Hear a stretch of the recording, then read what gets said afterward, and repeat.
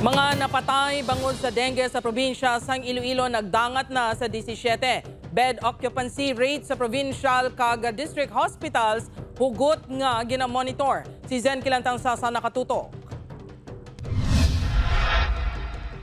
11 ka mga individual ang ginbawian sang kabuhi sa probinsya sang Iloilo subong lang nga bulan sa Agosto. 3 ka tuig nga babayi halin sa Banate ang pinakabata samtang 80 anyos naman nga babayi sang San Dionisio ang pinakatigulang. Sa 34th Morbidity Week, 1,000 diri ang panibago nga kaso sa diin 17 na ang mga napatay bangod sang dengue. Masobra 6,000 na ang dengue cases sa probinsya.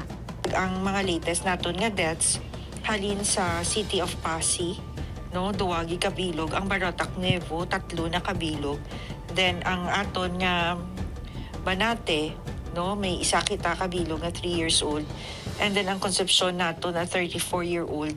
Bangod sang padayon nga pagtaas ang kaso sang dengue, mas ginhugot pa ang pagmonitor sa bed occupancy sa mga ospital. Base sa daily census, 90% ang bed occupancy rate ukon 1,299 sang kabugusan nga implementing bed sa mga ospital sa probinsya.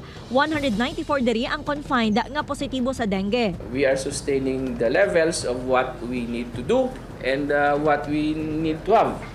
So, muna ang away natin kontra sa dengue.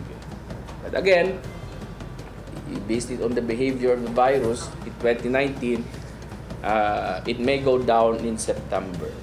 Nakaalerto sa gihapon ang mga LGU bangod sang nagadamo nga kaso. Mas ginpasanyog pa ang 4 o'clock habit kag kampanya sa pagsuksok sa mga light-colored nga panapton kag pag-aligmat sa warning signs sang dengue. Magadugang man ang probinsya sang dengue test kits kag IV fluids sa mga ospital. Upod kay Cirilo Randuque, Zen Kilantang Sasa, One Western Visayas.